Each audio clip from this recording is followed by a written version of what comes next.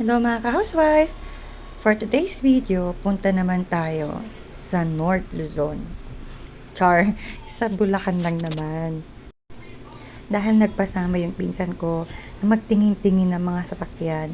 So, isang technique mga ka-housewife for you, kung gusto nyo maghanap ng okay naman na sasakyan, try nyo magtingin ng mga reposes na vehicles sa mga banks. So, ito, isa sa mga pinakamalaking warehouses ng isang bangko ang una naming pinuntahan. Napakalaki niya, mga ka-housewife, napakalawak at ang daming sasakyan.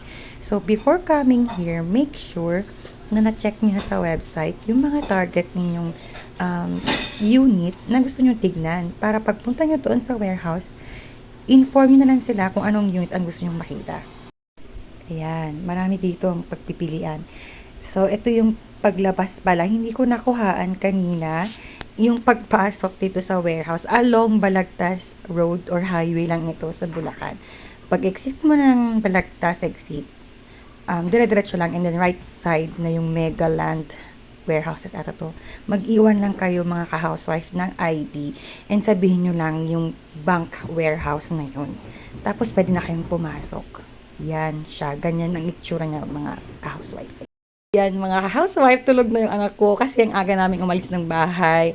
Hindi ko nakahaan yung mga stopover namin kasi hindi ko na naman napindot yung record button.